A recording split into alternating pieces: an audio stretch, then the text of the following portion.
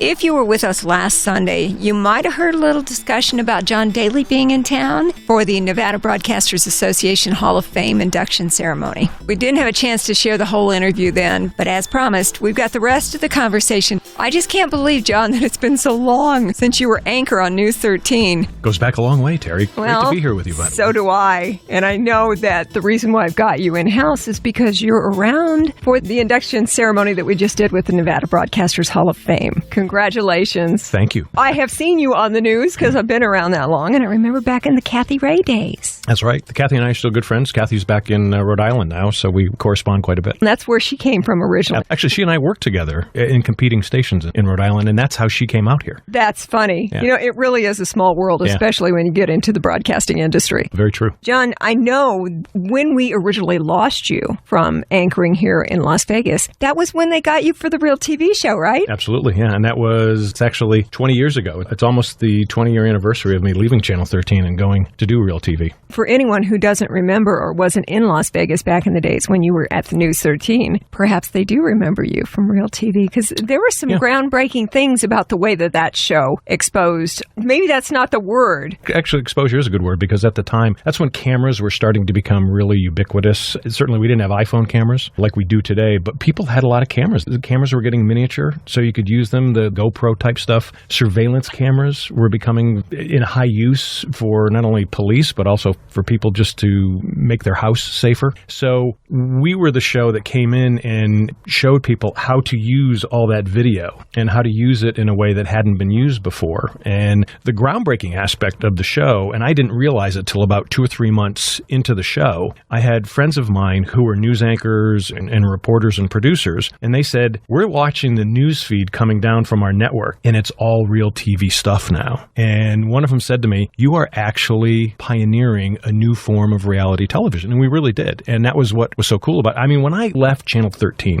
I had a couple people saying to me, are you nuts? I mean, you're in Vegas, you're living like a king here. And for some reason, this show, they kept coming after me. And I thought, at the time, I was just turning 40, and it was like, am I going to be the next Peter Jennings? Probably not. So let's go take a step out. And my entrepreneurial juices kind of got going. But 3 months into the show, and even to today, you can look at 60 Minutes, 2020.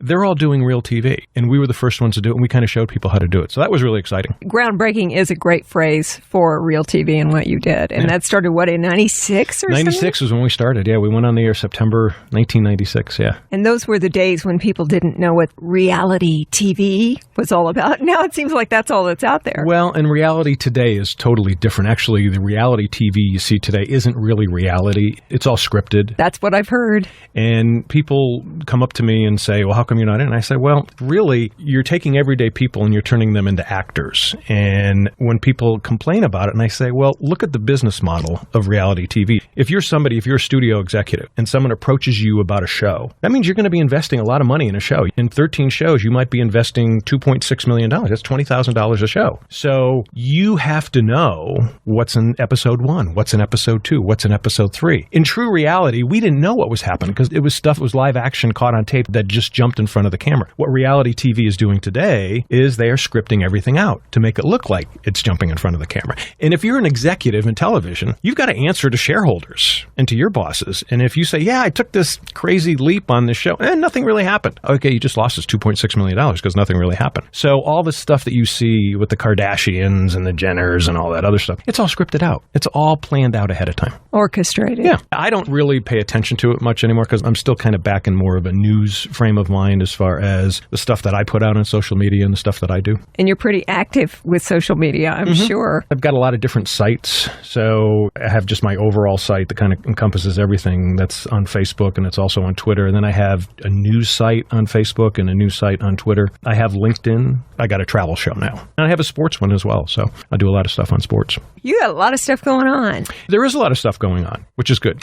John Daly is with us today on Talking Solutions, just inducted into the Nevada Broadcasters Hall of Fame. Congratulations again on that. Since national TV and different projects took you away from Las Vegas in 96, do you just get a visit here every now and then like all the other people? Yeah, I live in Sunset Beach, North Carolina, which is just north of Myrtle Beach. My wife Terry and I are there primarily because her mom and dad are there. They're doing well, but they're in their 80s, so at some point she knew she was going to be there. And it still allows me, even though I'm no longer longer here and I'm no longer really in traditional news. I'm more of an entrepreneur with my own business. So I do get to travel a lot. So it didn't really matter where I lived. Would we love to be back here? Absolutely. We love Vegas and we miss Vegas quite a bit. I'm here probably 2 or 3 times a year. I'm fortunate in that my business partner, she and her husband have a house here. So they live here part-time. So I'll come out and we'll end up doing shoots and different things together. In the last couple of years, I've been out here at least 2 or 3 times for different shoots and just to do different things. I actually had a couple of speaking engagements and then, the Broadcasters Hall of Fame, which was part of it too. Always finding an excuse to get out here. Well, you just go ahead and do that. You're always welcome to be here.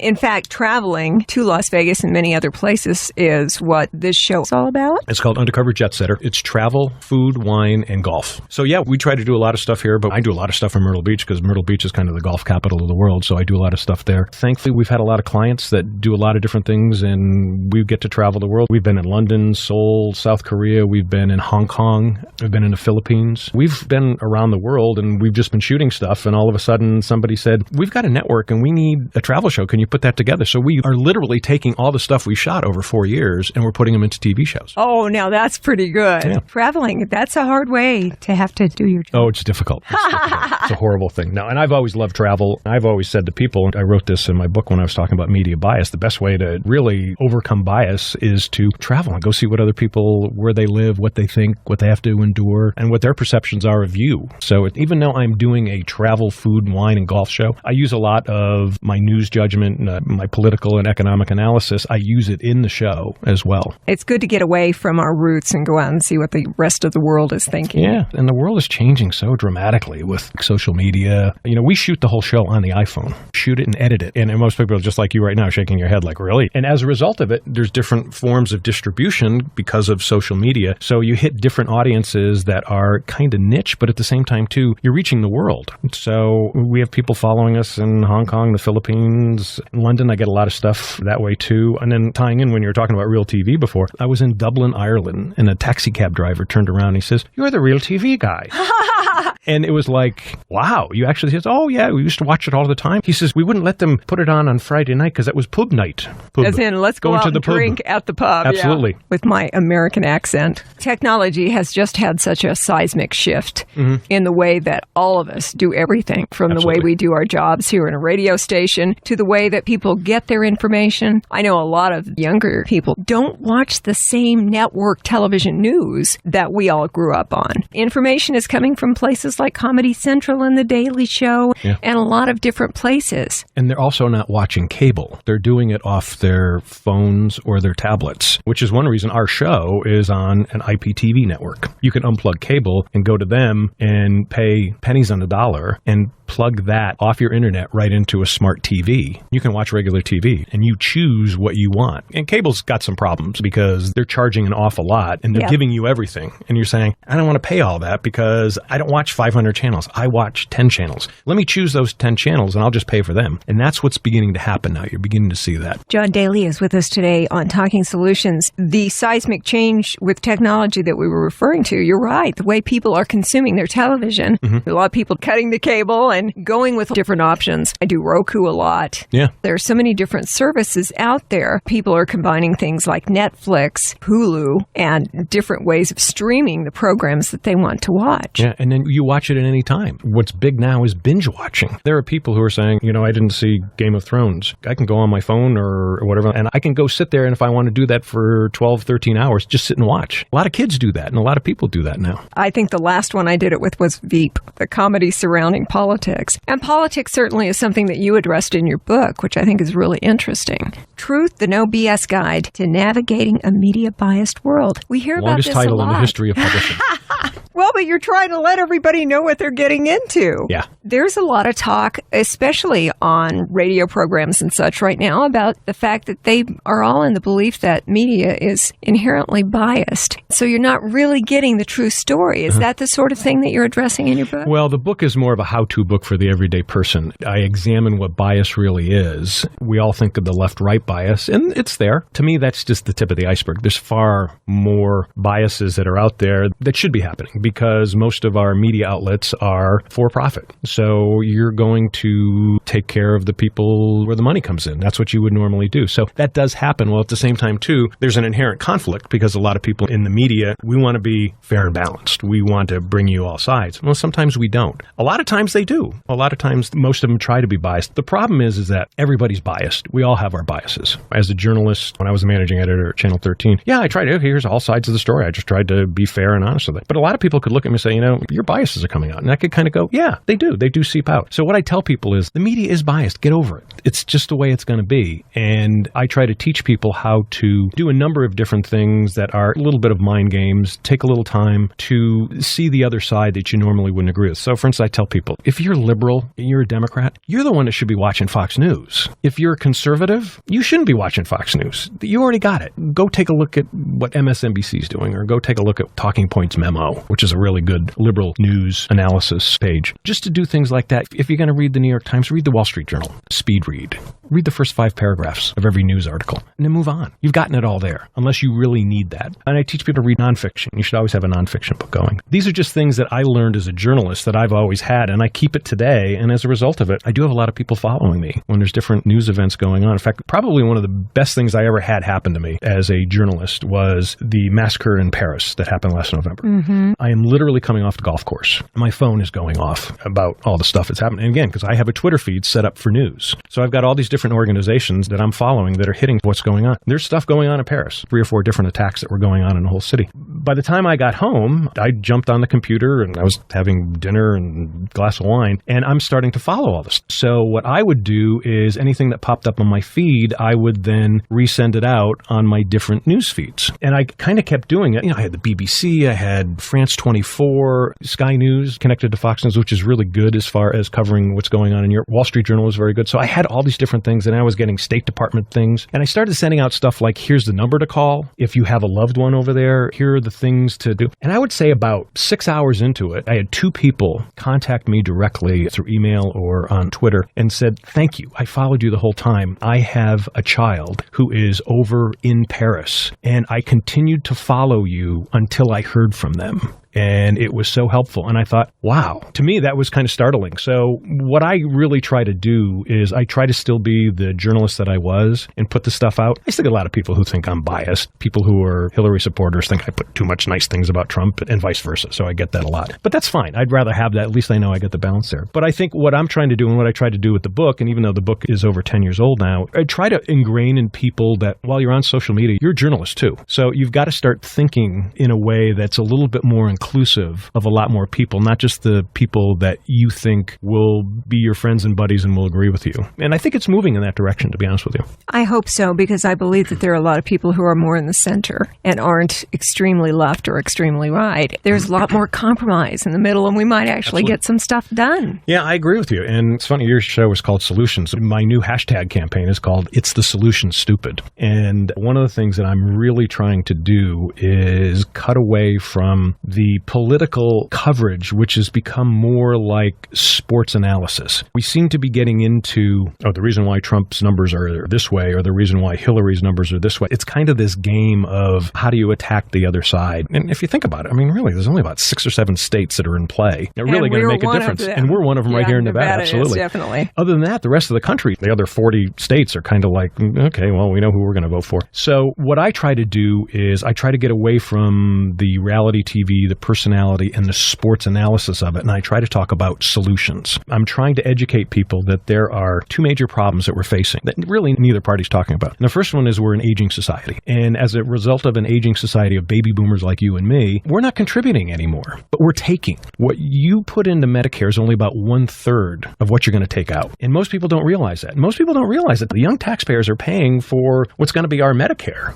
in the next 10 years. So we need reform. The other thing is what we talked about before, was just technology. Technology today is creating a lot of benefits, but it's not creating jobs. In fact, it's losing jobs. And until we figure that out, we've now got a group of younger people who have to support a much bigger population. You know, when you and I were starting out in the business, we were 4 people to every 1 person who was on Medicare. Because the baby boomer generation was so huge. Right. Now it's flipped. It's one worker supporting 4 of you and me. And we don't understand it. And there's no political party, there's no candidate out there that's talking about the 2 underlying problems. And they're not talking about any solutions. And their solutions are really simple. We need entitlement reform. Where people like me, I shouldn't be getting Medicare till I'm in my 70s. I really shouldn't, okay? And most people shouldn't. The other is tax reform. We don't really understand. We keep talking about we're overtaxed. We're not overtaxed. If you look at the other nations in the industrialized world, we're not overtaxed. Yeah. What we are is we are over deductions. One of the biggest special interest groups are people who hold mortgages. Why are you getting a deduction? We need to at least look at that. The reason is we don't understand what our real tax rate should be. So as a result of it, we shouldn't be taxed at 40%. We probably should be taxed at 25%. But if you didn't have all those deductions, we'd probably still have more revenues. So we have to understand that. No one's talking about that. We keep hearing Bernie and Hillary talking about free tuition. We don't need free tuition. What we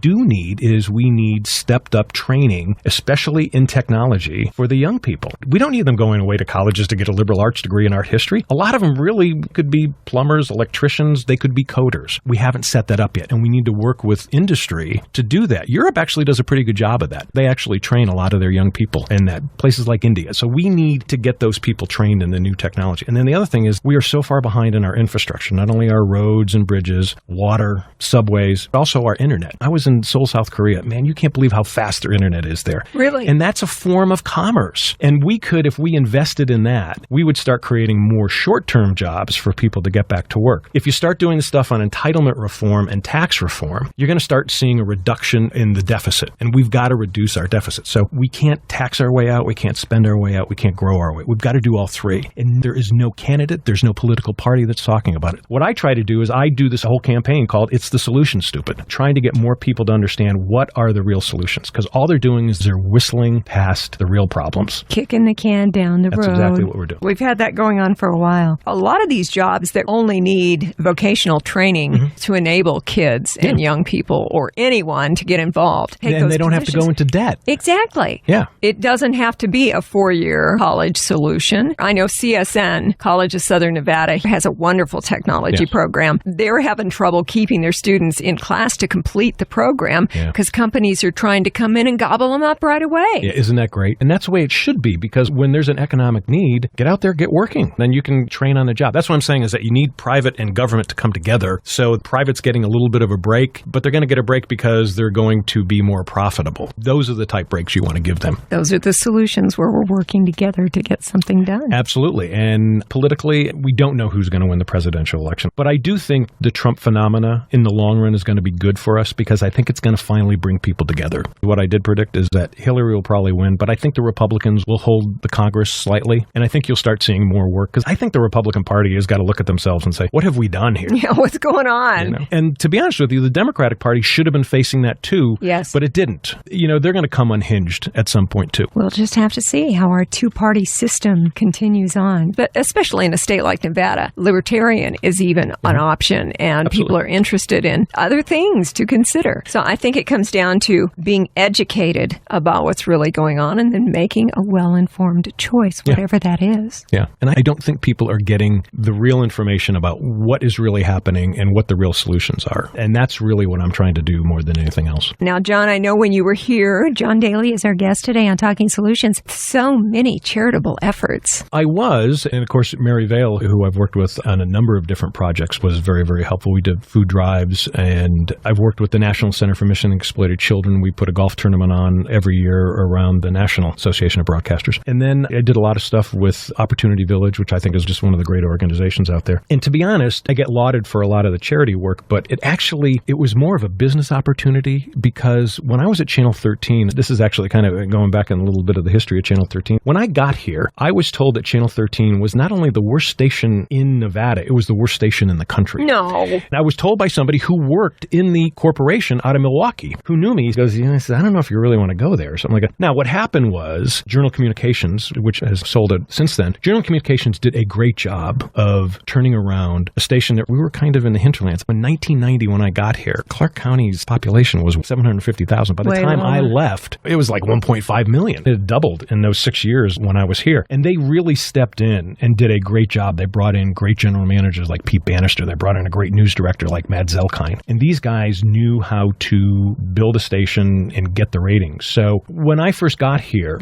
I had been really a newspaper reporter, an investigative reporter. So I was very kind of high and mighty on the journalism side of things. And I was a good journalist. I really followed that. Well, when you come as a main anchor to a news station, it took me a couple of years, and I'm going to give my bosses a really good pat on the back for saying to me, you got to be a little bit more. You got to be an advocate for the community. We need people to like you. We need people to watch the TV station. That's how you're going to get the journalism out. One of the things that they said to me was, go out and MC events. Go out and be a part of charity events. And so I did a complete turnaround. And when I did that, I found out not only did I enjoy it, I got a lot of fulfillment out of it, but our ratings started going through the roof. When that happened, I just continued even after I left Channel 13.